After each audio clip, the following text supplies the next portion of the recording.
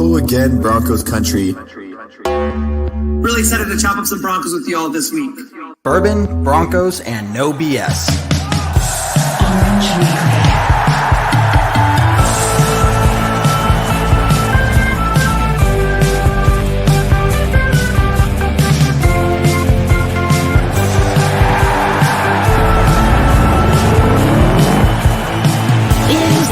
Favorite time of the week.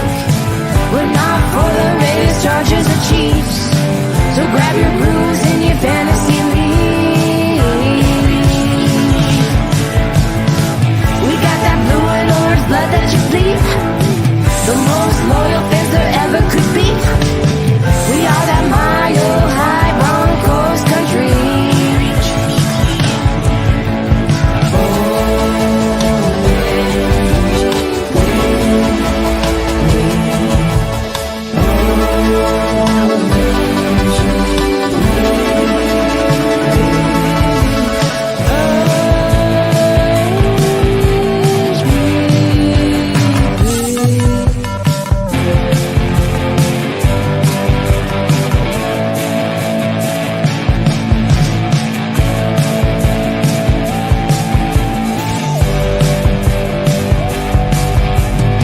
Orange Weekly, fans, brews, and Broncos news.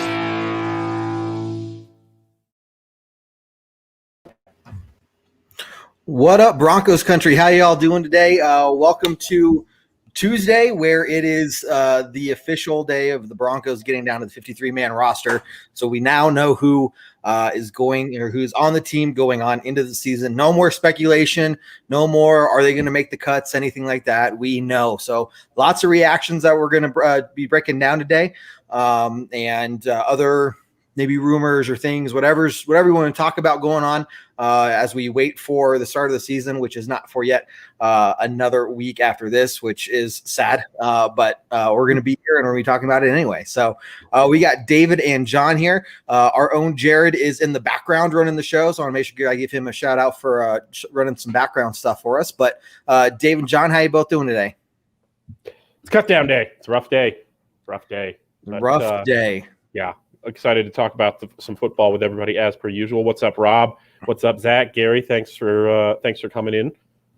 Glad you're all here. Hey, hit that share button for me. I know maybe it seems like it won't do much, but hitting that share button, hitting that like button for us definitely goes a long way for us, for sure. So, okay, well, let's just start right on into it. And everyone who's watching, go ahead and post some of your reactions to the roster, and maybe as we call out some names. But what do you guys think? Who stood out to you? Of course, there were some trades today too, but let's just start with who we cut. And what do you think?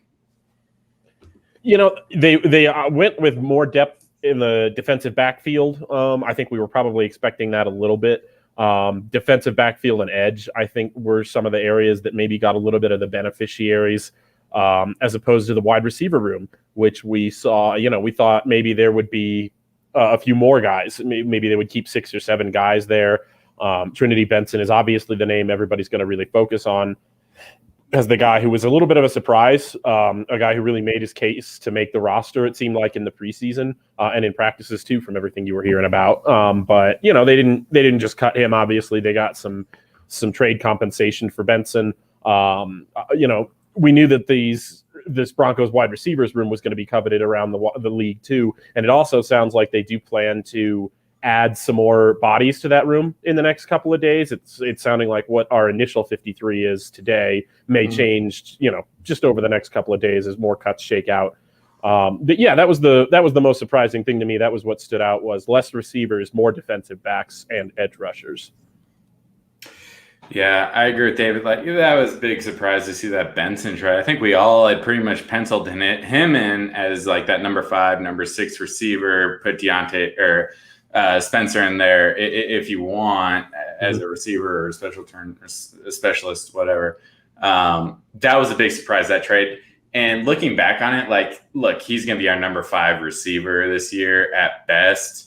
Getting a 5th round pick, essentially a fifth round pick, if you look at it, pretty good value for a player that was on our practice squad a year ago. So pretty happy with that value. And it's not like we have a bunch of old wide receivers that this guy could have been our number 2, number 3 next year. We got Jerry Jeudy, we got Hamler, we got Cortland Sutton. Depending on what happens between him and Patrick, like these guys are sticking around.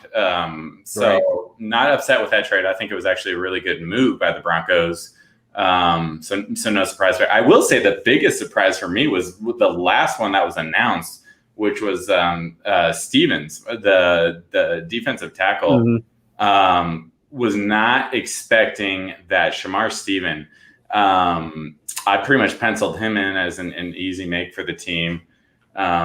So my guess is that not my guess, but bringing in Jonathan Harris and Telvin Agim, I basically picked one or the other, and from what I'm seeing, is they kept both. Yep. So that was a surprise for me, and then Trey Marshall, I think, was the other surprise-ish. Just that I think that injury just killed him for training camp and the season. Yeah. And just the way that, I mean, Jamar Johnson was the second best rated defensive rookie in preseason. And then Caden Stearns was also turning it on. So it's like they weren't going to cut Stearns. I think Jamar Johnson had a case, but you had to pick one or the other. But no, so really looking at it, not a surprise for me. PJ Locke, too, in that safety competition. He made the final 53. Yep. Yeah. One note about Shamar Stephen, which I think a lot of people were a little bit surprised about that.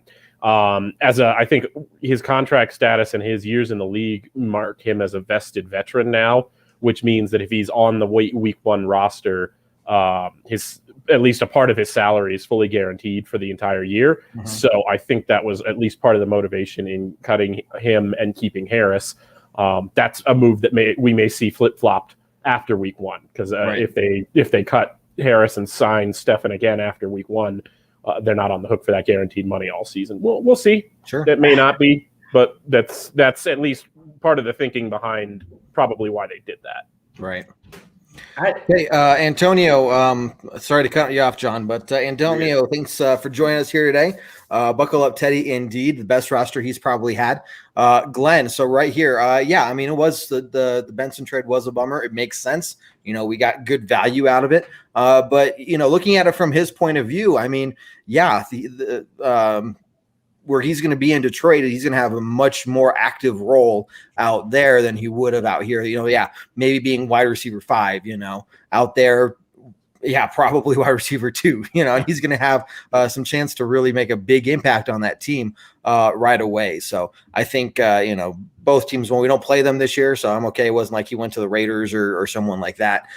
Speaking of wide receivers, I will also note that looking on the official depth chart right now, Deshaun Hamilton is still listed as a wide receiver on the Broncos. So we're gonna put that out there. Well, I'm glad Jared's here. Where's Jared? Vindication for him. Doing the behind the scenes. Waste another 5 minutes of our show talking about Deshaun Hamilton. I just wanted to throw that out there that he's still there. You know, just saying. Great. Okay. As much fun as it is to talk shit about Jared, I have a feeling there might be a delay on the ESPN depth chart as opposed to what happened today. No, it's pretty up to date. Let's be serious though. But let's say he takes over. Back to Glenn's comment. Mm-hmm. If he takes over for Tim Patrick next year, what are we talking about? Our number 4 wide receiver, assuming that we make a contract out of Cortland Sutton. Yeah. You're not getting a 5th round pick out of a number 4 wide receiver on most teams. So, and it's, you know, I'm sure this was not really that big of a part of it just because it's a business, but you really do right by the young guy. You give him a chance to go somewhere where he is going to be able to show off his skills. And to Glenn's point, I think he is going to rise in that receiver room fairly quickly and get quite a few opportunities in Detroit. So, you know, at least in that aspect, we can be, you know, watch from afar and say, man, we knew he was going to be a star, you know, in his first couple of years, and because he probably will. Yeah. But, and this is his 3rd year in the league. Mm-hmm. Like, for me anyways, he came out of nowhere in this preseason, this training camp. I know he flashed a little bit last year, but not enough to make the squad, obviously. And yeah, I mean, the Lions are so hurt for wide receiver. Like, he might be number 2 or number 3, like Glenn said. So good for him. Like, I think he's going to a better situation. We get value out of it. He's not in our conference. We don't have to go up against him unless somehow the Broncos and the Lions make the playoffs and we both go to the Super Bowl. If anyone wants to take those bets in Vegas, I will take any other bet from that. Yeah, they're going to get some money from that one. Wow. Glenn, I think you're spot on there. Yeah, absolutely. Jared can't be bothered right now. He's a little bit busy. Let's see. And here's another good question from Glenn. What do we see happening before opening day? Ooh, that's a really good question.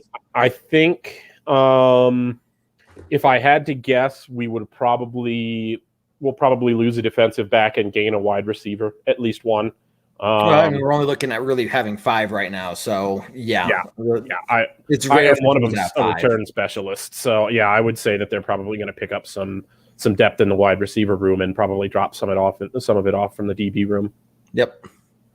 Well, here's the deal at wide receiver. So we have 5 wide receivers at the moment, correct? Yes. Well, yes. So I had Trinity Benson scheduled or penciled in to be on the roster, so that would have been 6. Right. I think after that trade, we will probably sign either Seth Williams or a Cleveland back to our roster. Cleveland would be my suspicion. Yeah. And then that includes putting someone like maybe OJ Moutier on the IRR to make that move happen, or they're already talking about Mike Boone is going to the IR, so that opens up a space as well. So I don't think we're dropping anybody to make these moves happen. I think we're just moving people to IR to make these moves happen. Sure. Good point. Absolutely. But yeah, I think all of that's good point. Because why would we drop people to we could just done that in the first place? They're not going to drop people to pick someone else back up. And whichever one I think of Williams or Cleveland that they don't pick up for the active roster, I think they're going to try really hard to get on the practice squad because I think they like both guys. Mm-hmm. Yeah. Yes, I agree. And we can talk definitely more about the practice squad because I think there's a lot of guys that we cut today that are going to our – I don't see too many people from other teams that are going to our practice squad. But again, a little bit of orange bias and orange glasses, as Kevin says. So yeah. But I mean, you got to keep in mind all the rules with the practice squad that are different. I mean, kind of a carryover from last year, but 16 players, 6 of them can have veteran experience. 4 of them you can protect. So it's not like it used to be where, and they were up for grabs based off of whoever wanted them. You can protect 4. So really being able to call somebody up from there is something that's key to the strategy when it comes behind what practice squads now entail versus what it was before, and just kind of stash people there and hope that nobody gets them. Now you have some real thinking and strategy behind there. And I think that's exactly what you're seeing here. Yeah. And you can keep 16 people on your practice squad. So today we made 27 cuts. So you're looking at a majority of those people that could come back to the practice squad and be available for week 1 against the Giants. So, I mean, take that for what it is. Exactly. Yeah, absolutely. And I think also right now you're looking at a situation where the team knows how much talent they've cut. They know, like you said, it's orange-colored glasses a little bit, John, but there's also a lot of just straight-up talented guys that didn't make the cut here. Marcus Spencer, he was a draft pick this year. Austin Fort, who a lot of people had their eyes on in this training camp, kind of looking at him to come back. Like Rich said, Drew Himmelman, the tackle. I think they really wanted to see a little bit more out of him this preseason, but they, I think, still have high hopes for him. Maybe he turns into eventually a Calvin Anderson kind of guy, where you had him on the practice squad, he comes up and shows out on the roster when he gets a chance the next season. It's so interesting to see George Payton go through these maneuvers for the first time. And it's really going to be bear watching in the next couple of days to see if he really does scour the waiver wire. What kind of GM is he, as opposed to, when it comes to scouting other teams' talent and not just self-scouting your own talent all training camp long. That's really what I'm going to be interested in as we go forward in the next couple of days. That's fair. Yeah. Yeah, 100%. And just hate to be this guy, David, to correct you, but Marquise Spencer, he was not drafted. He was an undrafted rookie. The only reason I bring that up is because I'm very, if we draft someone, I feel like they should be making the roster that year. And for the most part, we did that. Yes. Aside from Seth Williams, which is why I would make the claim that maybe we bring Seth Williams back over Tyree Cleveland. Marquise Spencer, undrafted. We love all these guys. We like Himmelman and all these guys, but keep in mind, they were undrafted, and they were undrafted for a reason. We love that feel-good story, but I think also part of the strategy is guys that are going to make it through the waivers, not get picked up, and then make it to our practice squad so that we don't have to, watch all these guys go to other teams and be like, wow, we should have really kept him on the roster. Yeah, absolutely. Glenn makes a couple of good points here. First off, he's never been more invested in the final cut. When's the last time we've seen this Broncos organization have to make so many tough decisions? Throughout the whole training camp and preseason, we're sitting here saying, man, I don't know how we're going to get to 53 because there's too much talent on this team. This was a very unique experience, I think, where before it was, well, who do we have to keep? We have to carry 53. So who are we to keep, And it's the bottom of the roster that really has improved. The from guys, 40 to 53, I think, compared to 2 or 3 years ago, even, I think has the bottom of that roster has really, really improved. Yeah. And Glenn. Yeah, go ahead, Kevin. Yeah, no, point here about, how we kept a kick returner as our number 5 receiver. I wish we had kept Rippon over Beck. So that you're really looking at Beck being the fullback. He's just listed as the 4th tight end. I don't see him doing much tight end work, maybe a little bit, but obviously I think just needing to have that fullback is part of the scheme there, offensive scheme. Yeah. But he does predict that Rippon's going to go down to Dallas. What do you guys think about that? To me, it's a possibility. The Kellen Moore connection is there. I wonder if Brett Rippon's maybe getting a little bit of that same treatment that Broncos 3rd string QBs tend to get around here, where they're, and I don't think the hype is as bad as, say, a Kyle Sloter type, but to me, Brett Rippon's best highlight is a ball that he underthrew by 2 or 3 yards to Jerry Jeudy. So it's like, that's damn, David. Let's be real. The ball that Brett Rippon for is that ball that Jerry Jeudy went up and mossed a guy to go get because it was super underthrown. So I hesitate to say that he's. Obviously he's talented enough to play in this league. I just don't know if he's going to be a real target for anybody, and I may be wrong about that, but we'll just have to see. Nah, I 100% agree with you, David. I didn't have Rippon making this team. I had us carrying 2 quarterbacks like we've done for the last 2 years under Fangio. It's not like, let's take past years aside. If we look at Rippon this year in the preseason, it's not like he did anything that teams were like, oh, we have to have that guy. Yeah, right. He didn't look amazing. Right. Do I think he's good? Do I think he's an awesome number 3 quarterback? 100%.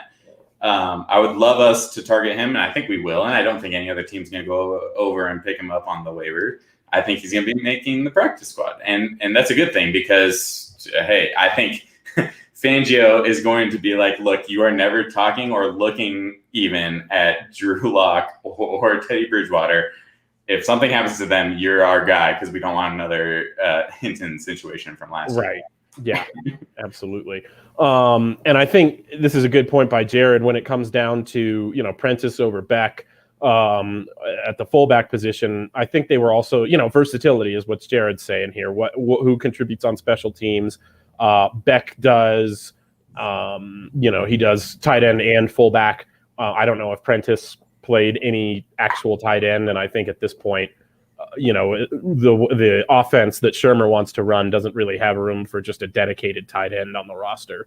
To me, I can't remember. I keep getting the Spencers confused. 11. Who's what? Deontay? Yeah, thank you, Deontay. Couldn't place his first name to save my life. Deontay Spencer. That's another one. It's a little confusing to me, honestly, and nothing against the player. I really like having him as a return specialist on the roster, but to me, it seems like they went with versatility in all these other places, but they've got just this one guy who does one special thing, and a couple of jet sweeps every year. In Deontay Spencer, and they were okay with that. I mean, I get that he's a contributor on special teams, but he's really only a contributor on special teams and only in one specific role. Yeah. No, David, I initially felt that way as well, but the more I watched this preseason, I really am not confident about any of our players returning punts, returning kicks. Mm-hmm. I know we saw guys do it, but I wasn't impressed by any of them. We saw them screw up a couple times. And to me, like, we have 4 solid top 4 wide receivers. Yeah. Throw in number 5 as Fant. So if we're going in a 5 wide receiver 5 wide receiver set, like, Fant, throw that in there. Throw Melvin Gordon in there. I don't care. Throw someone in there. Like, we have enough talent that we don't, like, we're not throwing to the number 5 guy in that situation anyways. So that's a fair point. I think we needed. Initially I felt like Deontay Spencer could have been gotten rid of for that specialist role, and I think I even said it last week. Yep. But none of the other ones impressed me enough to say, yeah, you're good enough for receiver and specialist to make up for this guy and getting rid of him. Yeah, and, I mean, he still can play wide receiver. Sure. I mean, in a pinch, I guess. I don't know. Yeah. Right. Absolutely. Now, Bellamy, Rich has a point here. Bellamy did do great as a returner, but I believe Bellamy's hurt and has been since the first week of preseason, I believe. I can't remember how long he's going to be out for, but yeah. Bellamy's out. Crockett was the only other running back that was in the picture today. Yeah, and he's still he got cut today. He was one of the I think he was one of the final guys that did get. Yeah. He'll be special which means practice squad. Yeah. Jared's one of Jared's favorites. Royce Freeman is on the roster, and it's sounding like he may have at least a little bit more of an extended stay, at least until Mike Boone gets back on his feet, which it's sounding like that could be later than week 4 at this point. So we'll just have to see on that. But until then, Royce Freeman does maintain a spot on the roster. Yeah. And we don't have to rush Boone back. It's not like our number 3 running back in Royce Freeman is a bad, I don't know why he's a number 3 running back because he sucks. Like, that's not the case. Royce Freeman is a really solid number 3 running back. So, I'd rather take a couple extra weeks and make sure Boone is healthy, ready to go before trying to throw him out there, Right. I'm not worried about that position at all. Right. And it'll be interesting to see what happens when Boone does come back. But for the start of the season, we just have to have that number 3 running back. Oh, who else are we going to throw out there? Are we going to put Beck out there at running back for the number 3 spot? And if those guys go down, you can't do that. So it was just a clear-cut thing once Boone went down that we were probably going to keep Royce Freeman or maybe trade for someone or pick someone up. I don't know. That makes total sense. It'll be, like I said, it'll be interesting once Boone comes back to see if we trade or what. There it is. Mike. Tebow? We're bringing back Tebow? See, to me, this is like the Deshaun Hamilton conversation, except not funny at all. It's not. And this one will last only 10 seconds, not a couple minutes, David. So I can't. Okay. We don't actually have to analyze anything about this one, David. No. That's all the time I'm going to spend on that. So I want to transition it a little bit. Actually, before we transition it, we haven't really talked. We talked about this just a little bit, but overall, Daniel's kind of wrap up the news from today. Thought on the trades. Overall, we basically got that 5th round pick. Benson is, in a winning situation where obviously he's leaving a less talented Broncos team to go to Detroit, but he's going to have a much bigger impact out in Detroit than he would here, right? So good for him. We got good draft capital out of it. So, yeah, most importantly, we can still root for him and not feel bad about it because we're not playing them. We're not going to see them in the Super Bowl. I promise. That's fact. Poor guy there. Sorry. But what Sorry to cut you we off had the other move, right? I'm drawing a blank on the name. Jonas Griffith. Thank you. Yeah, no, great. Interesting. Well, so obviously, I don't know anything about this guy before today. I'm not following the 49ers every day to see what their number 5, number 6 linebacker is doing in preseason. But from all accounts, from what I was able to see today, it seemed like pretty solid pickup for the special teams aspect, because that's what we've been talking about a couple of times this preseason. Like, we're still not looking great on that special teams coverage, and I think that's what this ultimately comes down to. Look, we essentially give up a 7th round pick. I don't even think this year, but next year. Maybe value-wise, it's a 7th round pick this year. I don't know. There's a lot of picks flying around. But look, if he can contribute and make things happen, he's going to be, I think, our number 5 inside linebacker. Mm-hmm. Don't expect him to see much playing time outside of special teams. So at the end of the day, it's just to help shore up that special teams. And that's what Coach Fangio emphasized in the press conference today, was his speed and his ability to help on special teams. I think that it's one of the most frustrating things about this to me is this lack of self-awareness about the special teams. And they, you hear the coaches talk about how, they're aware of how poorly in preseason the special teams is played. But it's not a new problem. It was there last year. You carried it over to this year, and you didn't at any point think about making a change in one of historically the worst special teams coaches in the NFL, not just here with Denver, in his career. And you talk now about being frustrated, and to the point where now we're spending team assets. I know 7th round pick, it doesn't seem like that much, but to the point where you have to spend assets to get players because you won't address, I think, what is the root problem in the special teams, and that's coaching. Yep. It's frustrating to hear the coaches talk about a problem while talking around the problem. I would like to think, and this is all speculation, but if we had an owner, that would have been a decision taken out. I don't know that that's really necessary. I don't know. I don't see how an owner can look at that and allow that to continue, or even Peyton. I think if he was here, I don't think McMahon has a job next year with the Broncos. Yeah, I don't see our special teams. Whoa! Let's back up a second. I think our special teams is going to be amazing this year, and we're going to be one of the top 5 special teams in the league. Nope. No support on that one. Nope. I thought we were wearing orange glasses. Orange glasses where everyone was wearing those. I thought there's orange glasses and there's something else, and it's whatever you're doing. I don't know what, but I thought this type of negativity came in halfway through the season, a quarter in the season. Thanks, Glenn. Glenn, I appreciate the comment. I accept it, and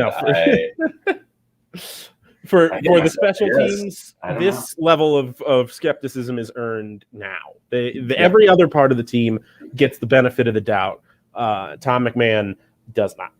Yep. I don't know. I attribute that to a Fangio decision to keep him on.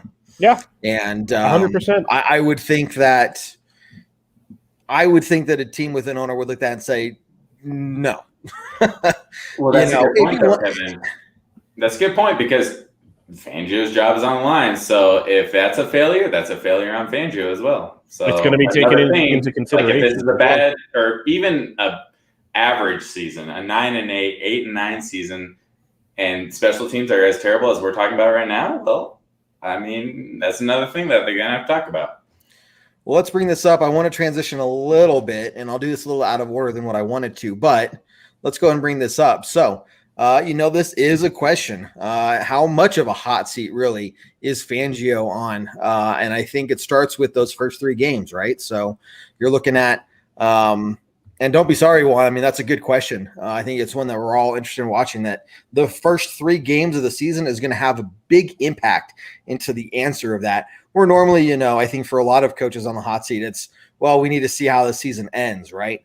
With Fangio being 0-7 in September, if these Broncos go 1-2 or 0-3, God forbid, against these 3 teams right off the bat in September, I don't see Fangio making it through the season. And that's how bad it is. I'm not one for replacing head coaches in the middle of a season. I think it's a terrible idea. But in this case, I would see, George Payton doing something like that to start the transition early. I don't know. There's a lot there, but what do you guys think? I'd be willing to say, I wouldn't be shocked if he was fired before this season's end. To me, the most likely way that it happens is if the defense implodes. If you don't see injuries, and the one thing that you were supposed to count on Vic Fangio to do, and you gave him all this personnel to do it, if he somehow, and I can't see how it possibly would, just because of the amount of sheer talent on that side of the ball. But that, to me, is the most likely way to see him fired during the season, is if the defense somehow implodes. If it starts bad these first few games, it's going to be a context thing for me, because you're right. The 0-7 in a vacuum in September, that's not good. But if there are mitigating circumstances, I can see them, letting him even finish out the season if the team shows improvement. I do think if they don't end with a winning record, he will be fired at some point. But I would say it's more likely to happen at the end of the season unless there's a total implosion on the defensive side of the ball. I will agree with David only because he said that the only way he gets fired is there's not going to be a defense. There's no way this defense implodes the way that it is. It should have, by all means. It should have imploded last year, and it didn't. Right. We had it minus a couple stat areas, but the majority of the defense, number one red zone, or not number one, but top red zone defense. I think it was the top 10 defense with all of the injuries we had. I mean, any other coach or defensive coordinator, I think our defense would have imploded easily, but ours did not. So no, I don't see that happening this year either. Yeah, I mean, that all goes to coaching. Yeah. We had literally zero cornerback in the last one or two games last season. I was calling. I was like, hey, throw me out there, coach. Put the wide receiver out there, throw it to him, and that guy's going to miss a tackle or not be able to cover you, whatever. And that sucks to say, but that was the situation we were in with injuries. So I don't see our defense imploding. If they do, sure, David, yeah, that would be a reason for firing someone, but it's just not going to happen. Sure. So I don't see Fangio getting fired this season at all. Throughout the regular season, I don't see it happening mid-season. Because why? Because Peyton has nothing to lose. Who is he answering to? There's no owner. Who does he have to impress? John Elway? He came into this situation. These guys are already established guys here. Yep. Peyton was picked up after all those guys were here. He can say, look, I was just not trying to mess with things that were already established, and he can get away with that for this year. If I'm him, I would be like, no, we're sticking with this system throughout the season because his job's not on the line. No. Well, he has a 6-year contract, so no. Well, not even the contract, but contracts can be taken care of. But he's the only safe person in the Broncos organization, period.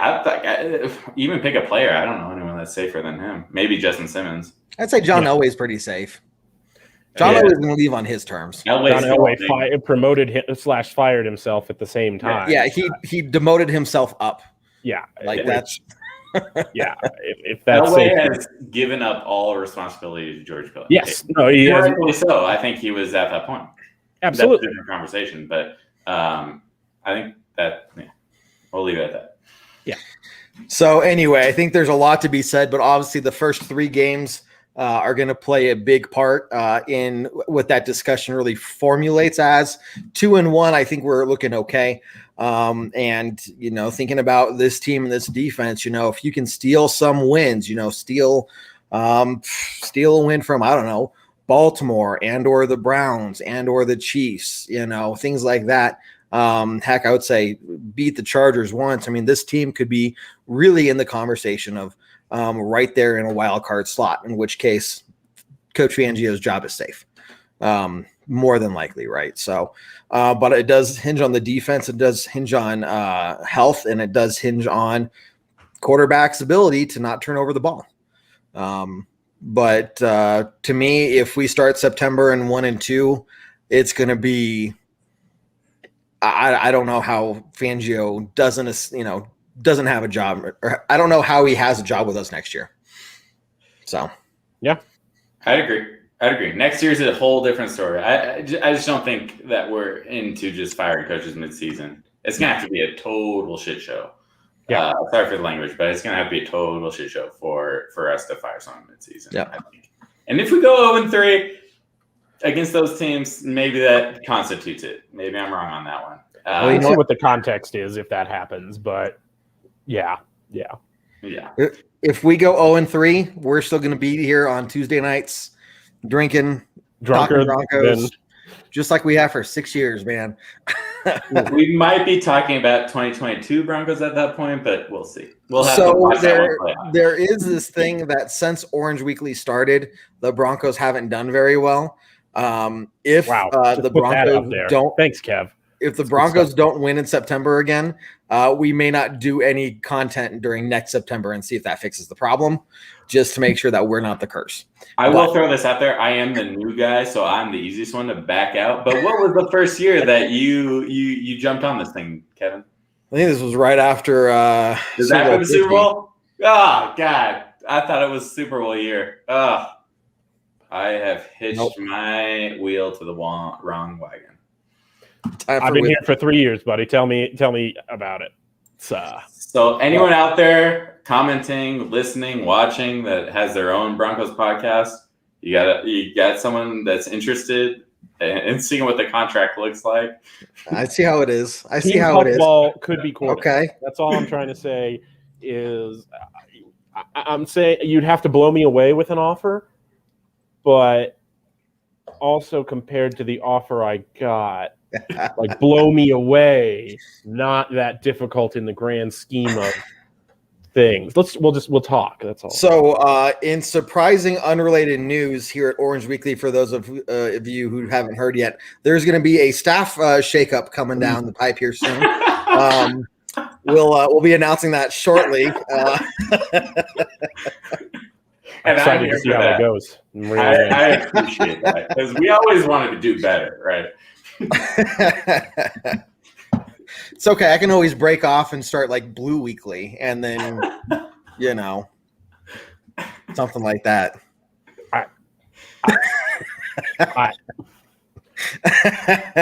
And I will watch, and I will comment, and I won't be bitter at all. And you will love us. Awesome. John will come into Blue Weekly. No, we're not going anywhere. Okay, so a couple things. I want to talk about what you saw from the game, primarily from some of the guys who we haven't seen in a while, such as Von Miller, Cortland's son. I was at the game with our very own Ray from Ragers, the Ragers podcast. Make sure you all check that out. Follow him on Ragers at Twitter or on Twitter. And the Raiders podcast, Spotify, iTunes, Google Play, same place you can find all ours, where they break down the betting lines for the upcoming Broncos game. And they won, I think it was something like 70% of their bets last year or something like that.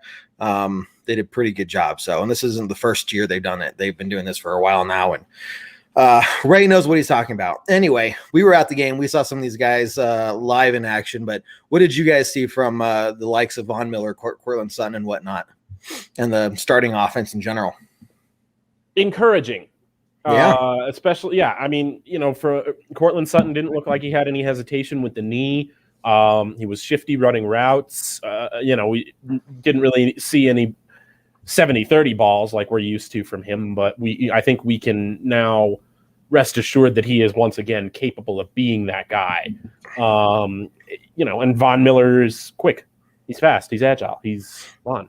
Again, it's everybody should be excited to watch Von Miller and Bradley Chubb and Draymond Jones and Shelby Harris on the field together. It's going to be really, really special. I couldn't take my eyes off of Von. I trying to watch the whole play and watch the defense and how the play develops, but I just couldn't take my eyes off Von. He just has this style about him, man. I know it was just such a sight for sore eyes. You know what I mean? So, yeah. And Kevin, so it was great. The three people that we wanted to see, right? Melvin Gordon, or I wanted to see, I should say, Cortland Sutton and Von Miller. And all of them showed up, and all of them played very well. Von, we didn't get a sack from Von, nothing crazy. But he still had 2 tackles. He looked comfortable, let's put it that way. And he looked like he was ready to go for this season. I will say that. Like, I am excited to see what he shows up with on week 1. I think he's going to bring it this year. I think he's pissed off that he missed last season. And I think he wants to show to everyone he didn't even make the top 100 on NFL. Only one Bronco made it on the ESPN top 100. So I think he's going to want to show up and show everyone that he's not gone. He's not done with his career. He's going to freaking show up and show out. And then Melvin Gordon, he was running like a beast. We didn't get to see Javon Williams this week to kind of compare the two against a similar defense. But Melvin Gordon looked good. And that's all we can ask for. And then Cortland Sutton, obvious, like he was the playmaker of those 3, getting those 2 catches and that 1 touchdown. And most importantly, looking comfortable on the knee. And that's what we really cared about. But back to you, Kevin, like, what was it like live? Like, how were the fans reacting? Because we had a rough start to this game. We had two and out series there until we got to that third one. What was the fan reaction? What was it looking like? I don't know if it was because just everyone was excited to be back in the Broncos Stadium with the capacity it was at. I don't know if people were just like, it was preseason, so it really didn't matter that we went, 2, 3 and outs, or, I think Teddy had 6 or 7 straight incomplete passes. Not all of them his fault, but still, that's not a good, what you want to see from the guy that was just named the starting quarterback. But the fans were loud. They were energetic. There were no boos. I mean, I was to be completely honest with you, not trying to knock down any Broncos fans, because I'm still going to admit I'm a guy that wanted Drew Lock to win. I'm all in behind Teddy, but I wanted Drew Lock to get the job. But I expected there to be at least some boos or unhappiness, not necessarily directed towards Teddy, but when he went on the field, I wanted to see Drew Lock out there instead, some agitation or something. I didn't hear any of that. People got loud. Being up in the 500s, everyone stomping their feet and stuff. I mean, it sounded and felt like the stadium was full, so that was just really encouraging to see. And I'm excited to see what it's going to be like against the Jets here in a few weeks. So it was just a really cool environment to be in, something that I know I've missed, being able to be in that stadium with it fully packed compared to what it was last year with 4,700 or so, like less than 10% capacity or whatever, 8% or whatever it was. So, Glenn, no, it was inspiring. People were loud, cheering, yelling, throughout, even at the end of the game. 4 stringers on there. Some people are starting to leave, but the ones that are staying behind are being loud and really excited we won. Again, preseason game, but everyone just really excited for Broncos football to be back. So it was good. In preseason, I can watch Broncos football and not lose years off my life from the stress I feel. So I was able to fully enjoy it that way. Obviously, when the Jets come into town and any other regular season Broncos game, I think I lose at least an average of 1 year off my life for every Broncos game I watch. I probably only have 2 years left in me at this point. So we'll see. I need to start naming a successor just in case the Broncos stress starts getting to me. But yeah, maximum. I mean, a guy of your stature too. Just physically, how much could be left in there? Right. There's a lot little to work with. Right. Yeah, Daniel, good point here, because I'm going to move on past the short jokes. Not a single touchdown, And that's what I was going to bring up, Kevin. Like, no touchdowns given away this season. Even this last game, which watching that game when the first kickoff, it was kind of rough for the first 2 to 3 to 4 series, if you count defense, offense, whatever. It was not fun to watch. And then there was a point in there where our offense got shut down. and our defense was letting plays out. And this was our first string defense, and that was not pleasant to watch at all. No. But the only takeaway I could take from that drive, one, maybe we're taking the rust off of some of our veterans that weren't really playing any of the other 2 preseason games. And 2, we didn't give up a touchdown still. So, at the end of the day, that's what matters. I'd much rather give up a field goal than that 7 points to the other team's offense. Yep. I don't know what you guys think, but the way this game went is kind of how I expect a lot of the games this season to go. Not really exciting on offense. Defense does a good job, low scoring game, maybe gives up 1 touchdown, but the rest field goals or, nothing at all. But our offense is really just running the ball a lot, not making any major big passes, maybe 1 or 2 a game, like what you saw the touchdown pass to Cortland there. But just really focusing on not turning over the ball. And people aren't going to, if people are looking for excitement, they're not really going to find it. You're going to find wins that way though. So, and I think, the defense bent, but they didn't break. And, for the majority, I kind of see that the season going like that too. Yeah, it could be. I'm a little bit more optimistic about the offense's ability to produce, just because of how good the weapons are. It's going to be something to watch, but even if that is the way we have to win games, it's still a way to win games. Yeah. I will be very disappointed if that's the situation that we find ourselves in. Kind of like David said, if that is, because what you're saying, Kevin, is essentially what we've seen for the last 2 years, except the last play of the game or the last drive of the game went our way. And no turnovers. Right. And no turnovers. And that's what we like. We in close games, we should we've lost more than we've won. A lot more than we won in the last 2 years. And so it is possible to the way that our offense goes, that it is possible that it is a low scoring defensive battle. We're focused on the run, whatever. Okay, fine. But if that's the case, I'm going to be so freaking disappointed, because that means that we are not taking advantage of our Jerry Judys, our Noah Fants, our KJ Hamlers, our Cortland Suttons, our Albert O's. There's so much talent on this offense. If that is what we are going to kind of go with, it's going to be a disappointment. Yeah. And we're going to be quarterback, which maybe we already are next year. Yeah, and here's this. I didn't actually get to watch this last game, so Kevin and John, if you watched it too, to Glenn's point, I've heard this point made a couple of times that the coaches were trying to get Cortland and Melvin and Albert O, specifically trying to feed them the ball as they were getting their first live reps in. And maybe that's why you saw so much futility on those first couple of drives. I could totally believe it. Mm-hmm. It makes sense. I mean, they're only going to be out there for a few drives anyway. I mean, heck, this is their only chance to get experience before the regular season. So I wouldn't be surprised if they call a play and say, hey, get it to one of these 2 guys. Try and make something happen, I could see that point, but at the same time, we're going up against a number 2 defense. Why did it take freaking the 3rd drive to get them the ball? Agreed. Fair enough.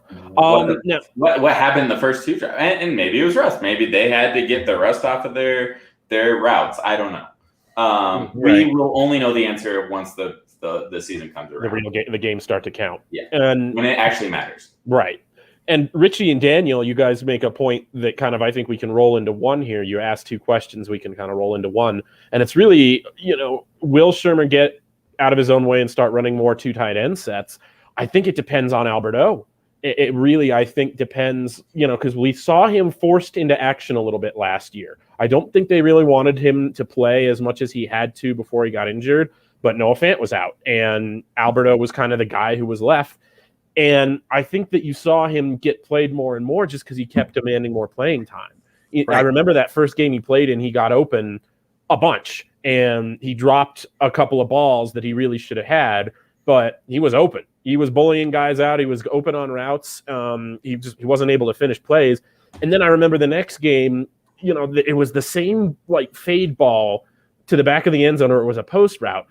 One or the other. he missed the ball the first time. He just dropped it. It hit him in the hands, and he dropped it. And they called the same play for him the next week, and he caught it. He made a great adjustment while the ball was in the air and caught it. Yeah. And to me, that kind of promise is what forced them to keep putting him in, even though he wasn't really ready to do everything. He was a liability as a blocker, like straight up bad as a blocker. So, with 2 tight end sets, you really want your most dynamic guys out there, and that's Fant and Albert O. But can Albert O do enough to keep defenses honest when you're putting them out there? Are you broadcasting 2 tight ends, but it's Fant and it's Albert O, so it's going to be pass play? It's that kind of thing. And Salbert, I'll tell you what, shout out to Eric Salbert for coming kind of out of nowhere and making this final 53-man roster. Yeah. But his highlights, and you guys correct me if you saw something different. His highlights from the preseason were mostly receiving as well. Yep. So it's just a question of, can either he or Alberto contribute enough as blockers to keep a defense honest when you're running out a 2 tight end set. Yep. Yeah.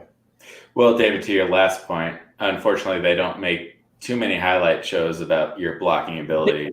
Right, outside the tape room, yeah, there's really no way to measure that. But to Daniel's point with that freaking hurdle attempt by Albert, I was dying watching that. That excited everybody for sure. People One of were those really things that you're excited about it. I mean, he got some serious airtime there. You're like, I love it, but I also never do that in a preseason game again, please. Exactly. Yes. When injury is on the line, please don't ever do that. And when you just came back from an injury, too. What? Second year, I think? Yeah, second year. Mm-hmm. So I appreciate him trying and bring that energy to the real game, but I think everyone told him on the sideline, look, you look kind of like a fool when you did that, because the other guy did not go down. You did not hurdle anybody.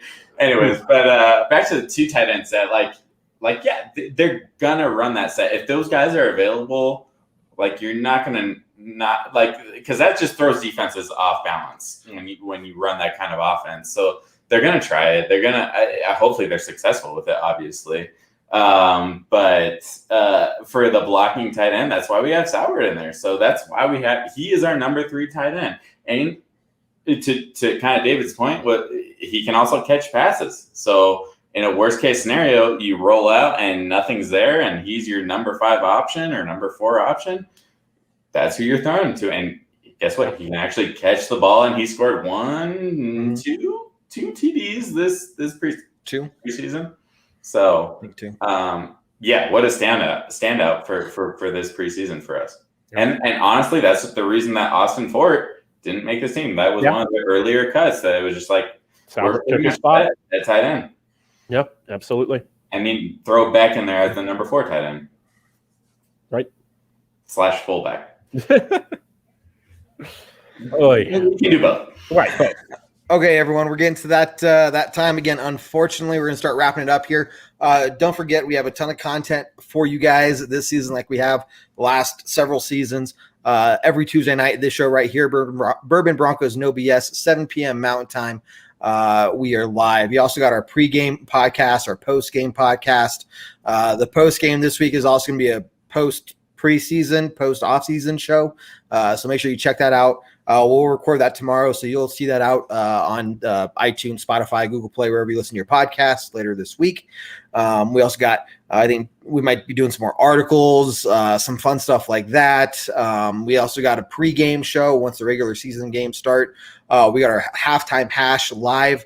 Every Broncos halftime will be live. You check your phones anyway when halftime starts, so just go ahead and bring us up and watch our stuff, join and interact, and let us know what you think about the first half of the game. If you see anybody else out there doing a halftime show and it also has alliteration, they're copying off of us. We were the original, so I'm just going to throw that out there as well. They suck and they copied us. But yeah, no, we got you guys covered with a lot of fun stuff. Make sure you check out our website, BroncosOrangeWeekly.com, for the latest episode, latest podcast, latest articles, some About Us features as well. And next week, once we're going to do it tonight, but we're going to wait until Jared's back and Jared's feeling better. We got a big announcement for everybody. And some of the advertisement breaks I put in are going to have to change a little bit. So Interesting. Foreshadowing. Interesting. We'll find out what's going on with Orange Weekly. It'll be fun. I don't even know what's going on. Well, exactly. I was told earlier that I was told to just show up and don't be hideous, which I failed at. No, you're good. I was told earlier that dramatic staff shakeups are coming out. So no. I think I thought it over a little bit. Lots of changes. I think we're going to keep the staff as it is for now. There might be some, some talks, maybe some probation periods, unpaid leave. But buddy, it's been all unpaid leave except that'd be a different story. It's unpaid stay so far. I've been paying you guys. Didn't you guys get your checks? Checks. I got a check in the mail. All right. He spoke very little English. He was a lovely man. Daily, if that's what you're. Oh, okay. Well, it'll get there eventually. I don't know when. So it must be lost. I pay you with my friendship. How's that sound? How and whom do I discuss a refund with? David, HR, which is me. So, David, we can talk on the side. There you go. And then I'll be there too. It's not going to end well. No. But for whom? But for whom? Whom is a made-up word. We all know that. Okay. Love you, Kevin. Watch you leave, and then we start making millions of dollars. Yeah. Oh, there you go, Lily. Almost. We almost got the OGs. Would you be a NG there, John? A new gangster? Don't like that. Let's don't like that. Everything that Lily was trying to say, I think you just went against.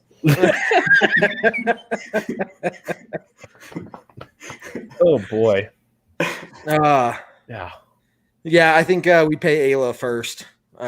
Just because her name starts with an A. Yeah. Alphabetically. So. Also is the most talented in the group. She seems okay. Glenn, you guys are okay. There's just other people out there that maybe aren't as friendly that they know who they are. You guys are cool though. I don't care what you do. You guys can do a halftime show. That's fine. Alliteration. I'm fine with it. But okay, guys. Any closing thoughts as we wrap this up? No football this week, but close. 2 weeks. I mean, less than 2 weeks at this point until the regular season begins. We got 12 days, fellas. Are you excited? It doesn't feel real, to be honest with you. Somebody made a very interesting point today, and I didn't think about this, but it's true. This is the game that you will prepare the most for in a season, apart from if you are playing in the Super Bowl. You will have the most time to prepare for this game. You will practice for this game more than any other in the season. Yep. It's that fact combined with the fact that the first game is almost always the sloppiest, and you learn the least about a team from the first game of the season. I think it's just those two facts don't seem to go hand in hand, but it's a really, really interesting time of the year, don't you think? It is. 100% agree. I mean, you're right. This is the one time during the regular season, preseason, regular season, whatever, that you could, because during our bye week, we also get a 2-week bye where we can kind of figure out the next team. But this is the most interesting time because, we don't know exactly what the Giants are going to bring to the table. I have a pretty good idea of what they're going to bring to the table week one, but I don't know, maybe they surprise me. And if we show up and it's not how we expect, maybe I will be changing my tune and talking differently with you guys after this first week. But all the while, super excited. Can't wait for that kickoff. For me, at the end of the day, like, everybody enjoy life. Just enjoy this next 2 weeks before we have to get serious about the Broncos again. And enjoy your 3-day weekends, your 4-day weekends. Like, celebrate the fact that we get to live here and enjoy where we are right now. Yep, agreed. Enjoy your time off for sure, everybody. Okay. Great comments. Lily, I think we're going to get you on the show here one day. You've been a fan. Obviously, Travis, I remember you, man. You've been around for a long time. So it's kind of cool to see the number of returning fans we have that come back and watch our stuff. It's fun. So we do this all for you guys. Otherwise, we'd just be talking amongst ourselves. And if David and John didn't want to talk to me, I would just talk to myself, and that gets boring really fast. So I'm just going to leave it at that. With that being said, everyone, take care. Have a good rest of your week. Last weekend with no real Broncos football. But, guys, thanks for joining me tonight, as always. Absolutely.